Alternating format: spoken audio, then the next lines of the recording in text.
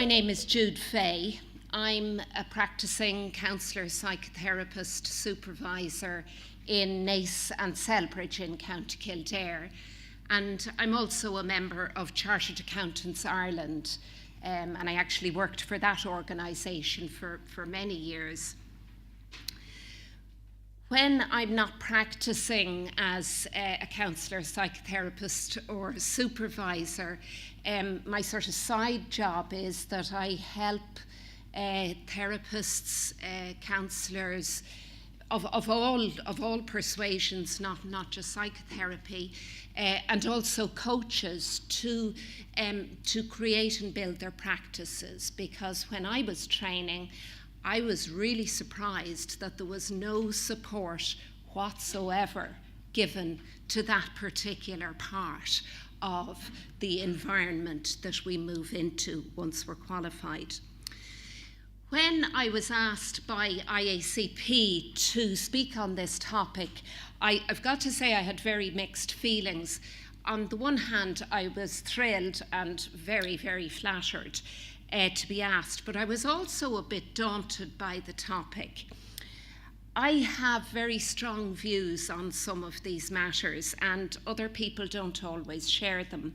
So let me stress right at the beginning that this is my personal perspective, and I intend no judgment of anybody, and I have no wish to cause anybody any offence. I wish no judgment of where they are now or where they've been, and I include myself in that as well. And of course, you're very welcome to disagree with me, and we'll have a little while for questions and comments later on, and I'd welcome whatever you might have to say at that stage. This is a time of huge change for practitioners, and a lot of these changes are coming at us from outside of the profession. It can seem like we are at the mercy of forces bigger and greater than ourselves. And this presents a huge challenge to us. And in my view, those challenges are calling us to change as well.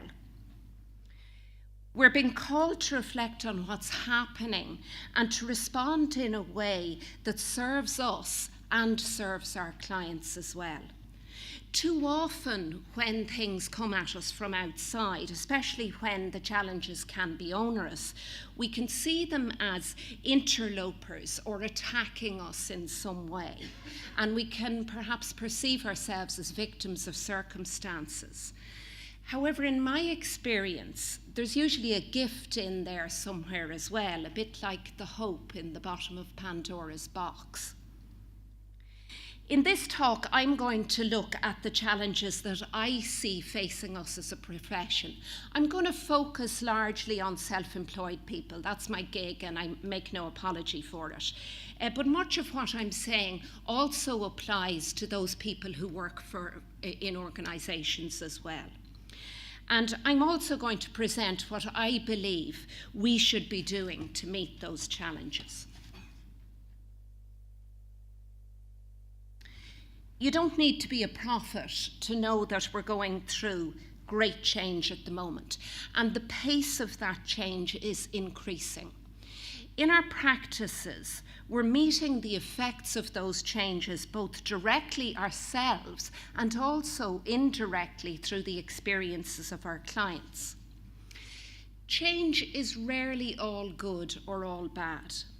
It usually has many aspects, both positive and negative, and indeed some neutral. And some of the consequences of change aren't seen or understood for many, many years. What will the private practice of the future look like? As therapists adapt to the changes we're currently experiencing, how will those adaptations shape the future of the profession?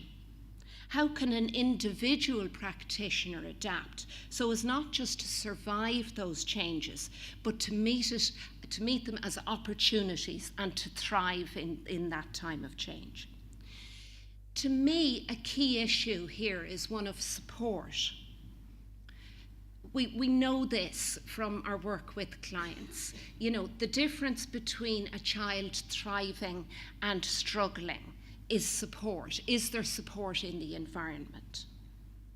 And the level of support or the lack of support can determine where we as practitioners are and where we will be in that range from struggling to thriving.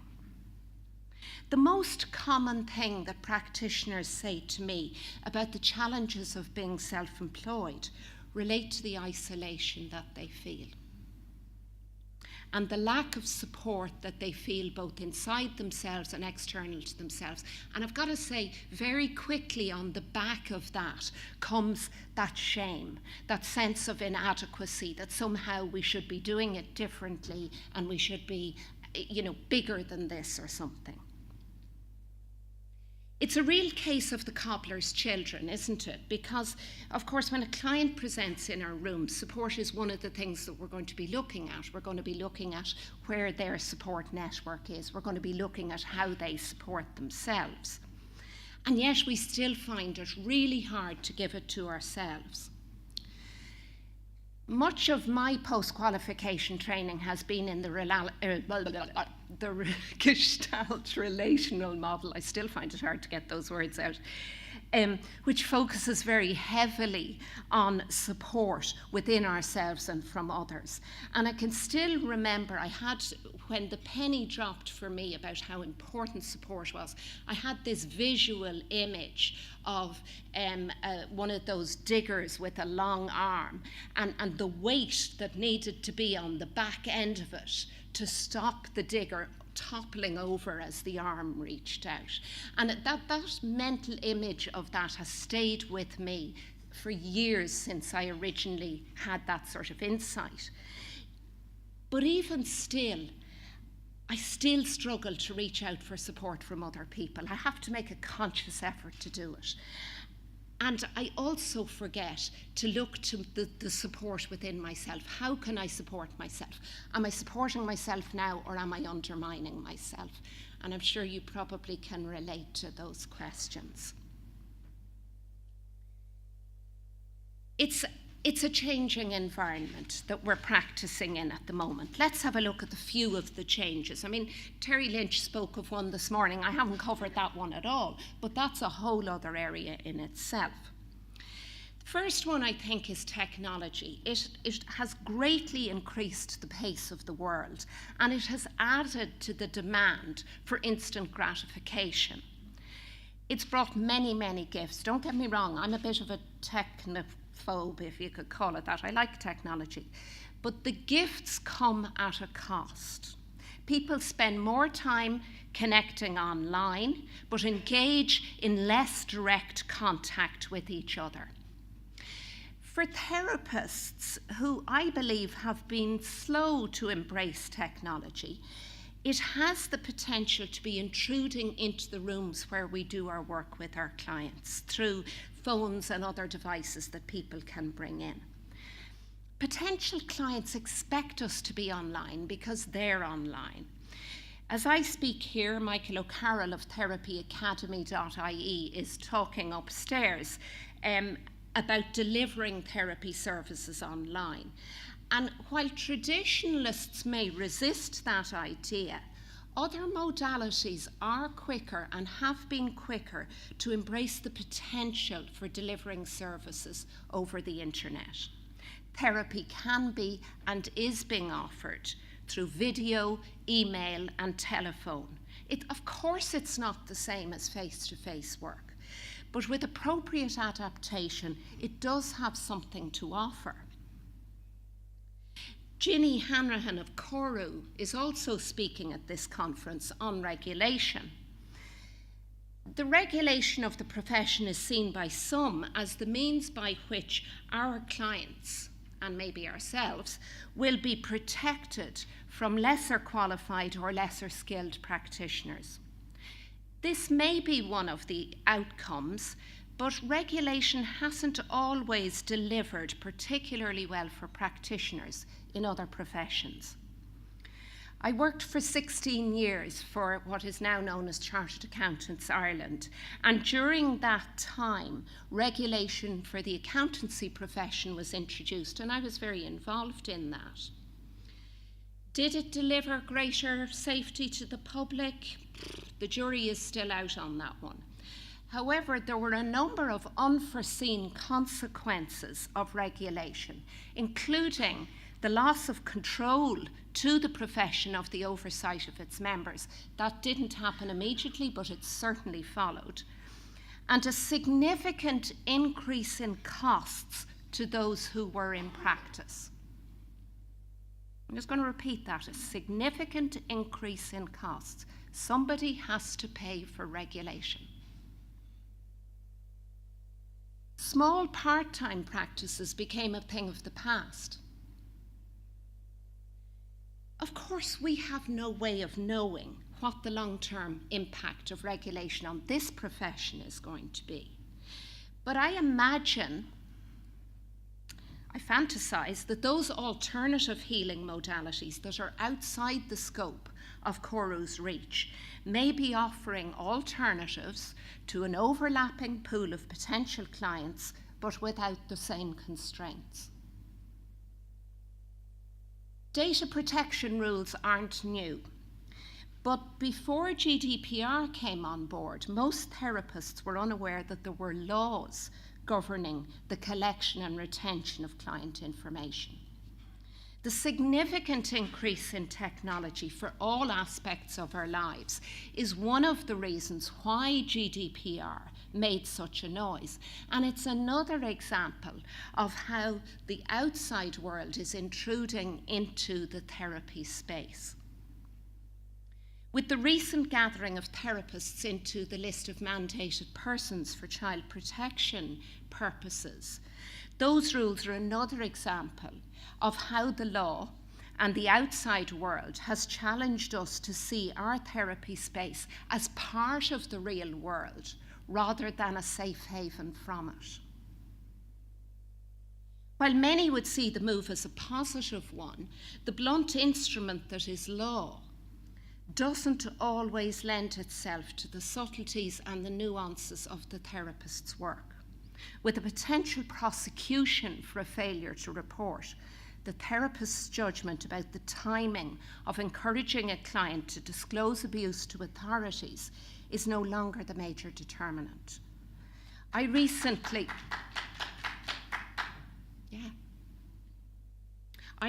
inquired about the need to disclose in cases where the perpetrator was dead, and dead quite some time. And I was told that reporting is still required. Personally, I fail to see the value of that, especially if the client is unwilling or unready to make that move. Will Brexit happen? Won't Brexit happen? If it does, what will happen? Who knows? Will it have any impact on therapists or their clients? Who knows? Again, my fantasy is that it may have a financial impact on those employers who are based in the UK and providing services into Ireland. Our clients are employed by some of those companies, and so are some of our therapists through, for example, EAP companies. All of these changes are drawing us further and faster into the outside world. And they're also a huge attention magnet. One of the important skills in being a business owner, which is what you need to be if you need the income from your practice, is being able to focus on and prioritize the needs of your practice as well as the needs of your clients. And the two are not always the same. We can spend a huge amount of time and energy pushing against and fighting with what we don't want, when we might be better off focusing on what we do want and heading in that direction. We can't ignore the changes or hope they'll have no impact on us. Neither is active or passive resistance likely to be helpful. Every change has both positive and negative Every change has both positive and negative aspects. Might there be benefits or gifts to be gained from some of these changes?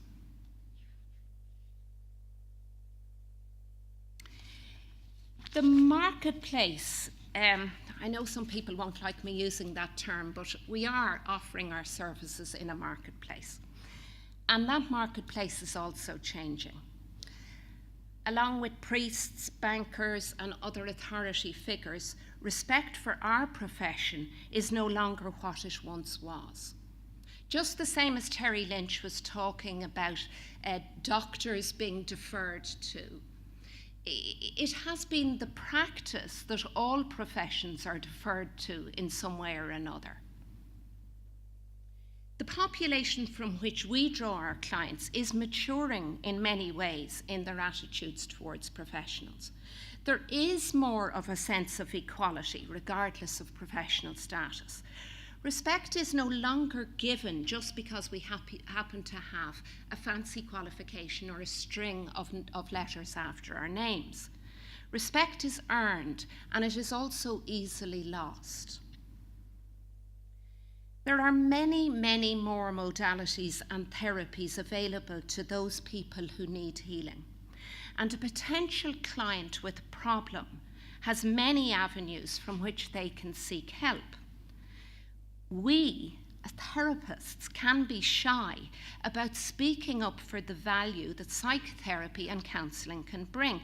And Terry Lynch was great on that subject this morning. It has unique qualities and strengths that we need to talk about.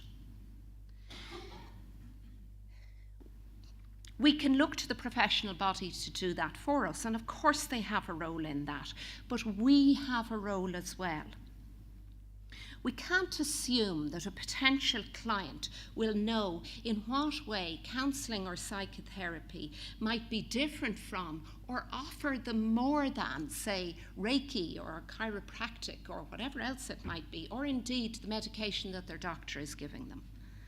And we are at risk of being misunderstood if we stay silent. Take, for example, the length of time that a therapeutic relationship can last. We're often criticised for the length of time that traditional therapy can take when compared with other healing options. However, the comparison with other modalities is not always valid, as unlike others, we are not necessarily treating symptoms. Sometimes clients may be working with us for years as they untangle old ways of being in the world, as they find a way to trust again, or as they lean on our support while managing impossible circumstances in their relationships outside. But the answer to this is not that we should dismiss other modalities or what they have to offer, nor should we expect of ourselves that we should be able to offer everything to everybody. Another way in which the market is changing is that the population is much better informed. Again, technology has a part in this. Everyone speaks confidently of their views and their opinions and isn't afraid to diagnose themselves or other people based on what they've learned online. This is a challenge for us, as a potential client may bring their research into our rooms and present it to us and ask us what we're going to do about it. Of course, our job is not to diagnose or prescribe for clients, but with so much information about mental health and well-being out there, and of course, as Terry pointed out this morning, not all of it is accurate, it behoves us more than ever to explain what exactly it is that we do and how that differs from what a client can expect from a doctor or another health professional or anybody else who might be offering them support. So how do we meet these changes? I believe that we meet change in our environment from where we are within ourselves. Do we see the world as a difficult and dangerous terrain with potential threats and attacks around every corner? Because if so, we will meet change with suspicion and defences. Do we see competition everywhere? If so, we're going to experience change as overwhelming and collapse into hopelessness and despondency and powerlessness. Do we shrink back from the outside world into lack and fear? Do we react protesting at what is happening? There's nothing wrong with any of those, nothing wrong with any of them. But how can we build our practices in such a way that we don't feel that sense of threat from every change in our environment? How do we create practices that are solid and secure like a mature tree, well rooted? How can we build our practices so that we have confidence in the success of our practice, whatever that might mean for us, and so that we go out into the world eager for the experience of the day? Change is ever present and it is inevitable, and we can't prevent it and we can't control it. It brings its threats, but it also brings its opportunities, and our power lies in our ability to choose how we meet it. Soon after I qualified, my supervisor offered me a piece of wisdom that has been a cornerstone of my practice ever since. It's also influenced my personal life in many, many ways, and I offer it to you here. In response to any situation, whether it's a relationship challenge, a workplace dilemma, or indeed the changing environment for therapists, we can respond in 4 types of ways. All of them are valid, and for different people at different stages of their journey and in different situations, each of these types of response may be effective.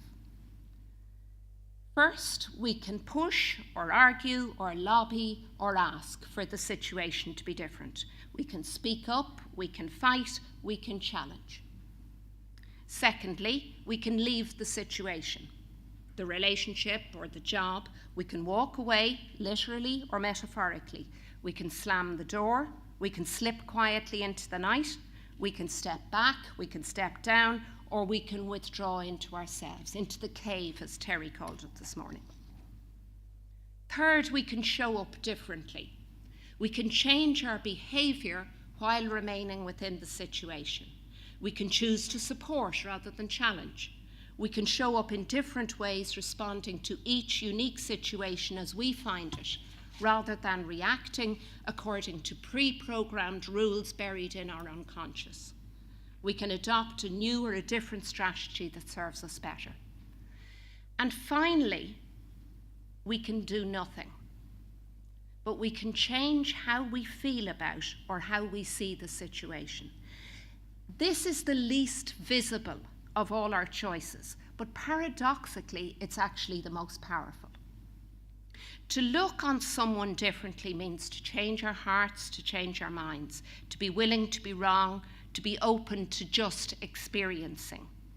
And as Einstein told us many years ago, when we change the way we see something, the thing we are looking at changes. Or in Gestalt terms, we can influence the field by our presence and by allowing and acknowledging our experience. I put these choices in here because so often in this fast-paced world, we demand of ourselves and others that the change be visible, that something be done. And sometimes that is the right course of action, but often it's not. I learned this in a very powerful way over the last 10 years as I have struggled to create my own practice. And one of the reasons why I talk about this issue all the time is because I have struggled. Despite being at 30 years in chartered accountancy, despite being self-employed as a chartered accountant, having a practice of my own, nothing prepared me for starting my own practice as a therapist. I have found deep inside myself layers of anger and grief and resentment and bitterness and deep, deep fear.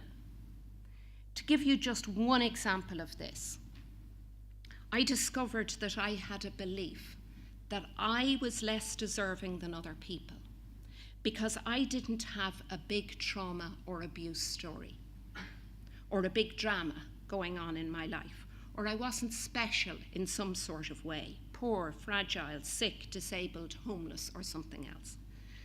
I believed, there's a lot of guilt that went with that. I believed that I had to work really hard to prove that I deserved what others got by right. I lived my life from a place of intense fear that if I didn't sacrifice myself in the service of others, whether they were family or friends or employers or clients, that I would be found wanting, that I would be seen to be not good enough. And what did I believe would happen? Well, I never was fully able to explain that, but the feeling place of it was much the same feeling that I've got on the odd occasion when my life has been in danger. And that's just one example. There's dozens of beliefs in there that I've unearthed, and I'm sure you all have similar stories.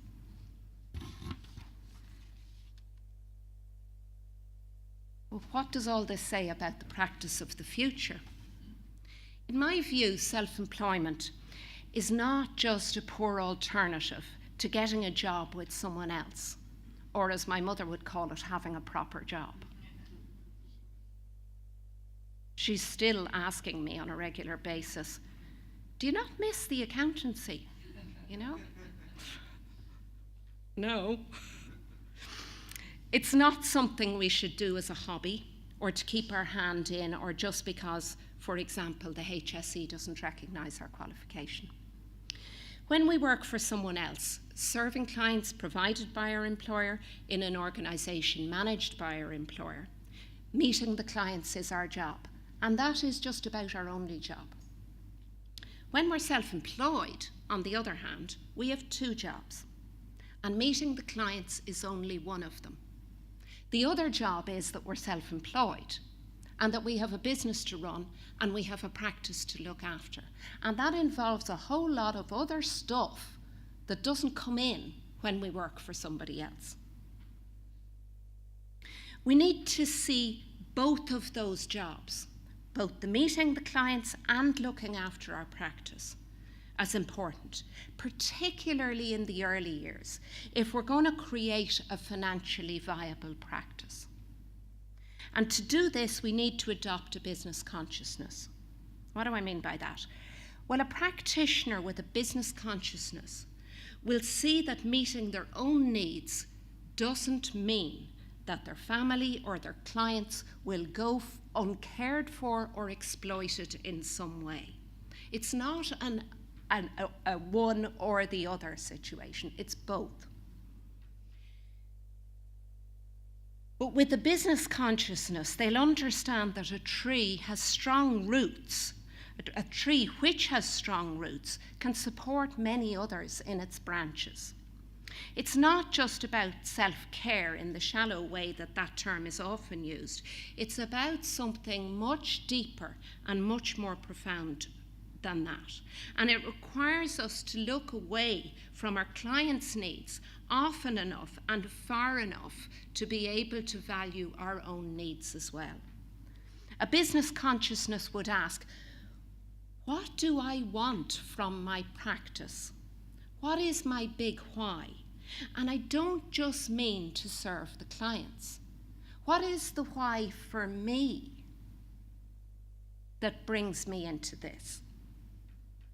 Can you see that by serving your own needs as well as your clients' needs, you actually have more to give others, directly and indirectly?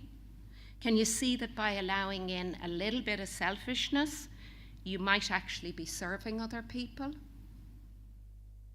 Maybe, maybe not. Just check what's happening for you as I'm saying some of this. Like practicing counselling and psychotherapy, self-employment is a personal development process.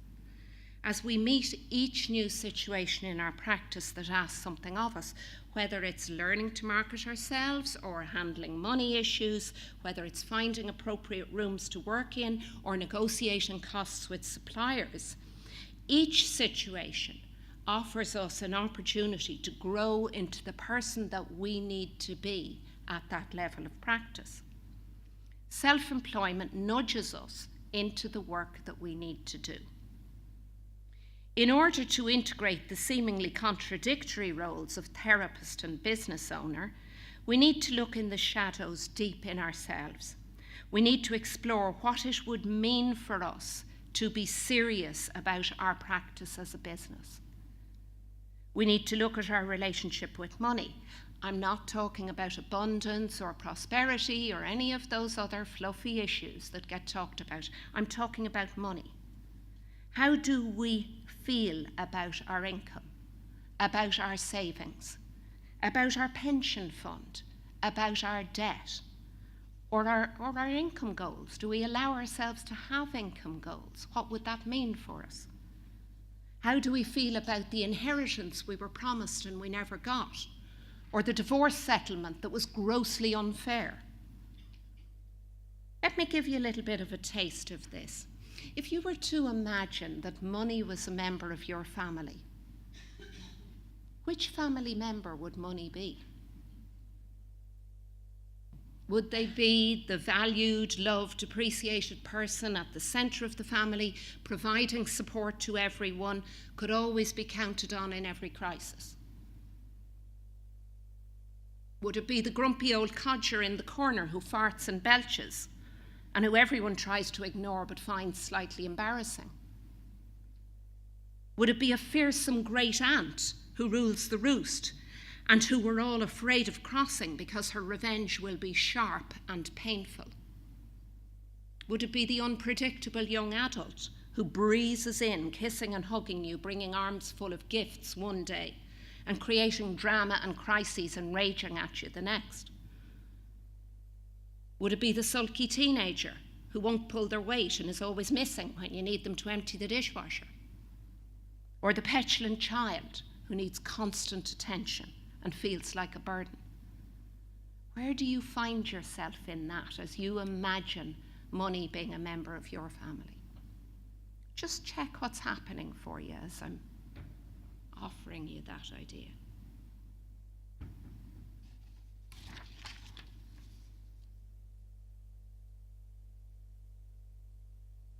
I believe self-employment should be a choice.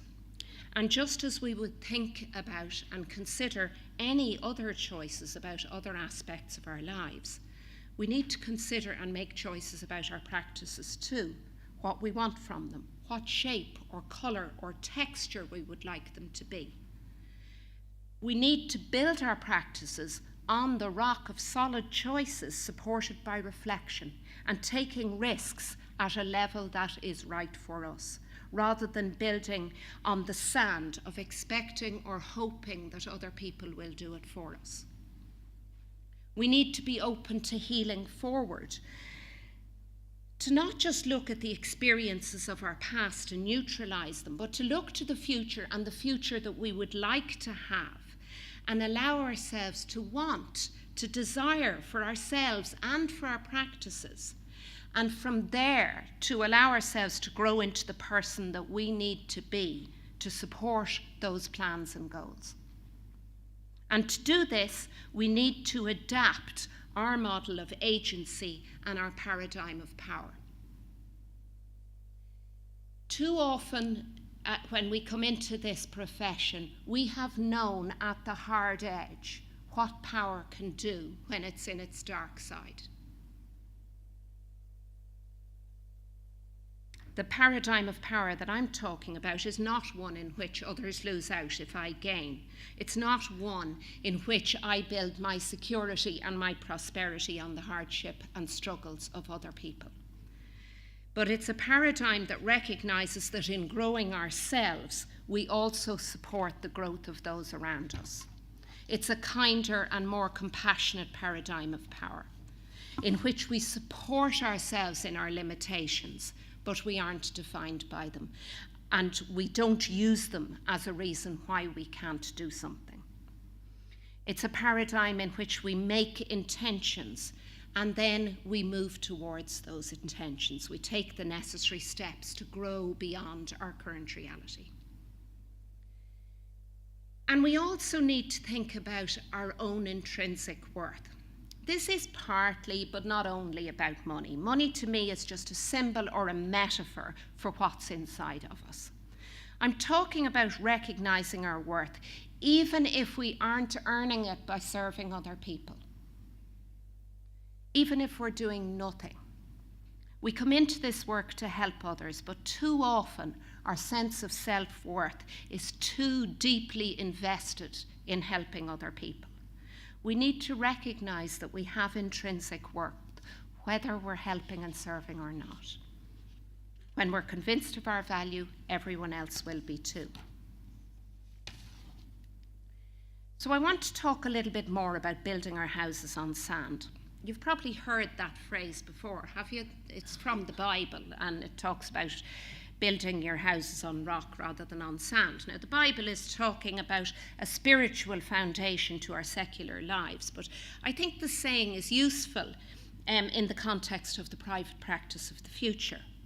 We have been building our practices on sand. I say we because, as I said, despite my background and coming to this profession with probably more tools than most for making a viable financial go of it, I too have been guilty of building my practice on sand. What do I mean by that? Well, first of all, we train our therapists to sit with clients. We invest deeply in our personal development in the service of our clients, but we ask very little in return for our investment. We are a profession who suffer badly from lack and isolation. The cobbler's children go unshod. Ray was saying earlier on, not Ray, Joe Heffernan was saying earlier on about putting out £76 an hour back in the day as the fee level. The last IACP survey, before the one that they're conducting at the moment, was in 2015. And that showed that most practitioners are part-time, that their average fee is about €44 an hour. And I worked out, given the number of hours that they were saying that they worked, I worked out that that gives them about €1,300 a month, before expenses such as supervision, rent, or CPD. That's not a living wage. The Irish Times said about a year ago that take-home pay of about $40,000 was needed in order to raise a family and pay a mortgage. Now compare those two. $1,300 a month works out at about $18,000 a year before expenses. And the Irish Times is saying $40,000 take-home pay. I questioned the survey findings when I saw them, actually, but there was another survey carried out the following year by a group called Uncommon Practitioners in the UK, and they had an Irish breakout of the figure, and that showed very similar findings.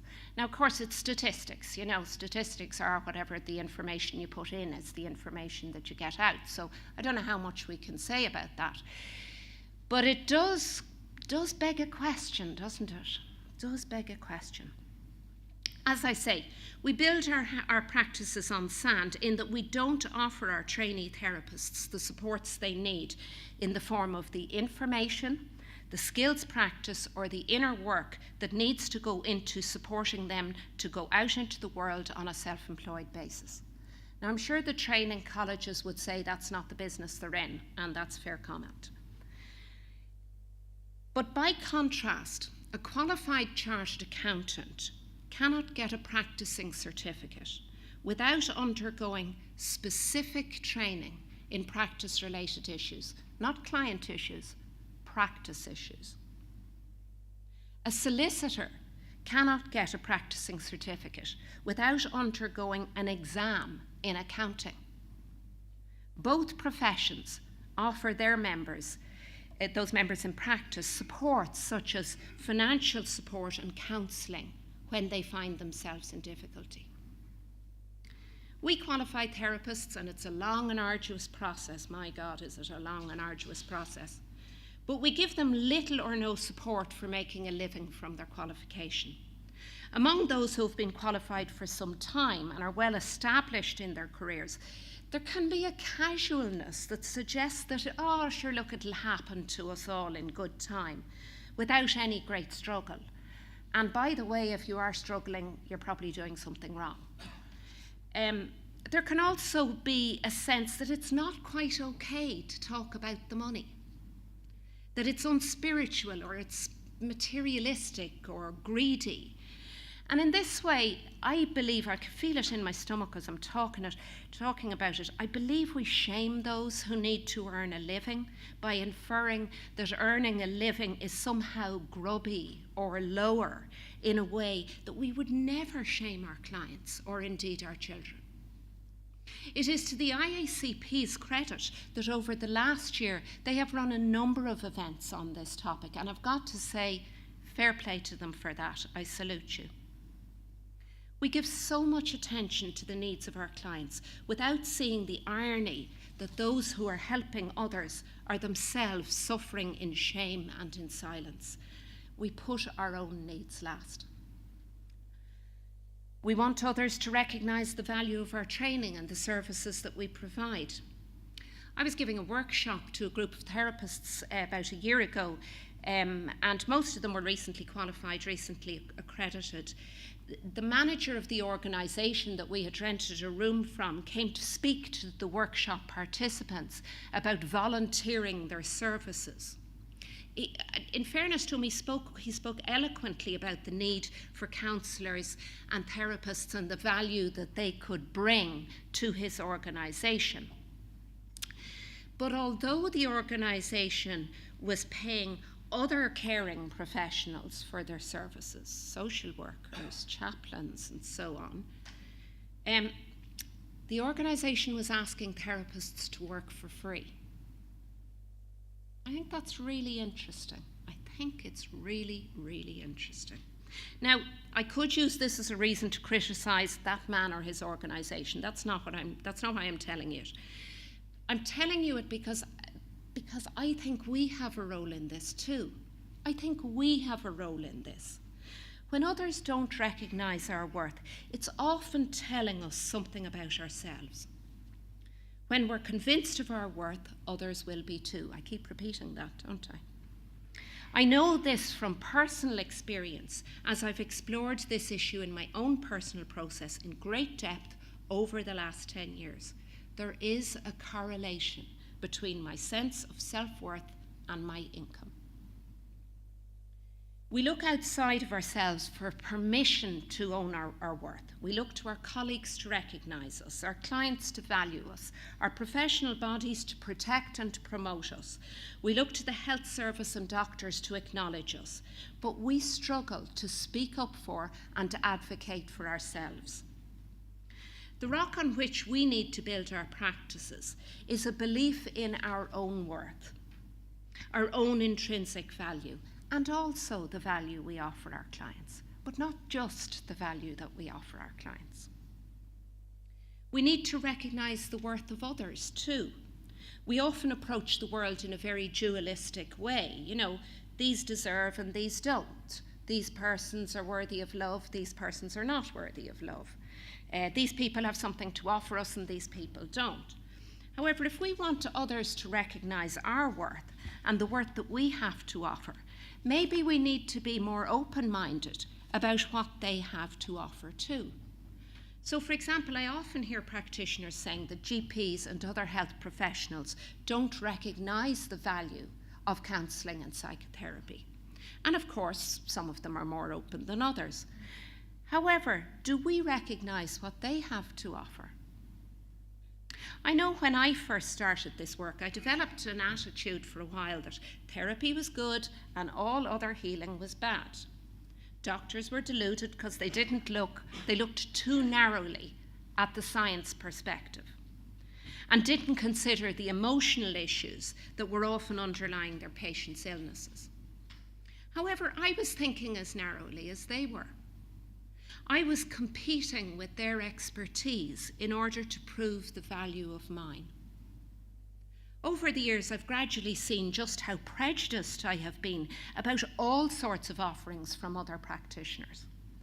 And as I've opened my mind to the value of other people's expertise, whatever that might be, I find I encounter more people who value mine as well. And the same goes for experts in business fields. What might a marketing or financial expert have to offer my practice? How might a technology expert be able to help me? Like the tree I mentioned earlier on, we need to spread our roots strong and wide to support our practices, and those roots start inside of us. It's a very rare situation where we have no choice at all. I spoke earlier about the different types of responses we can have to various situations. Even when we are unable to change our circumstances, when we have no control or influence whatsoever over a situation, we usually have some power over how we see it. Of course, we may not want to see our options. Sometimes we just want to moan or rant or complain about how unfair it is or how hard life can be. And there's nothing wrong with that. Absolutely nothing wrong with that. However, if we find ourselves stuck there, then it's time to ask, how does it serve me to remain in this stuck place? I find I often don't have the answer to that question, I've got to say. And it's a bit of a rabbit hole in a sense. You could go down into years of explanation and exploration and so on. But I do think that holding the question is helpful. It helps to open a space where I can allow in the possibility of there being something different. For example, I was recently struggling in my head about a relationship with someone I know. I didn't feel enough support in myself to talk to them directly about it, and that should have told me something, but actually it didn't. In the past, I might have struggled on alone with it, gone back into my cave. However, I chose to talk to a therapist friend about it. The friend didn't have much to offer me, and actually she laughed at my dilemma. And again, as I say, I could have left it there. But I didn't, because I realised that her not taking it seriously was actually telling me that I wasn't taking myself seriously either. I asked somebody else to work with me on it, but even before I got to work with that other person about this particular issue, I found myself having new thoughts, new insights about it. So it's almost like in the reaching out for support, I opened the door to something new coming in. One of the key skills when you're self-employed is in being able to move from why I can't do something to how I can do something. It involves becoming aware of when we're stuck in a place where we use a perceived limitation inside or outside of ourselves as the reason not to move forward. I'm sure you've all seen this in your practices with your clients. Or we allow something to become a distraction or a means of sabotaging ourselves. Even allowing ourselves to think about where we'd like to be helps to shake something loose. In this context, I find the idea of a third way to be really helpful. What do I mean by that? Well, I mentioned earlier that we can see the world in a dualistic way. Often when we encounter something in others, or indeed in ourselves, that we don't like, we push it away, we rebel against it. We say, I am not that. We see the damage that love of money has done in the world, so we reject money and choose the virtue of poverty instead. Or we dislike a neediness we see in others and reject our own needs entirely. Or we see somebody who has abused their power and we reject all of our own power. We notice that we've been pleasing to others, so we do the opposite to that. It happens the other way too. We look at something and see only the advantages, but we don't see the cost that it brings with it. Or we remain loyal to values and beliefs that we have created in childhood and hold on to them long after they have stopped serving us. The downside of all of this is that because everything has both desirable and undesirable aspects to it, when we reject it, we lose the benefits as well as the disadvantages. The point is that all of this judging about the world, about ourselves and about others, is hugely time and energy draining. And we give away so much of our personal power, holding on tightly to what was, or reacting and rebelling and judging and fighting with what we don't want. And that leaves us tired and frustrated. The third way, or the third place, is one in which we take some of the judgment out. We stop trying to sort the world into black and white, good and bad, right and wrong, but recognize that in different situations and different circumstances, everybody and everything has something to offer us, including Donald Trump. We then have so much more energy left for creating the practice we want. Rumi said, "Beyond right and wrong, there is a garden. I will meet you there." So, what will a practice look like in the future? So, my vision for a practice in the future is, first of all, that it would be chosen. The practitioners will come to self-employment because they want to, with some idea of what it's about and what it takes, and with a willingness to work not just in the practice with their clients, but also on their practice, embracing the business aspects, knowing that that is in the service of both themselves and their clients. This means that their practices will be vibrant and active, focused on what matters, with appropriate supports in place within ourselves and outside of ourselves, and responding and engaging in a robust and constructive way. The business aspects of practice will integrate with the client work to form a well-grounded, well-rooted whole, where the one supports and contributes to the other.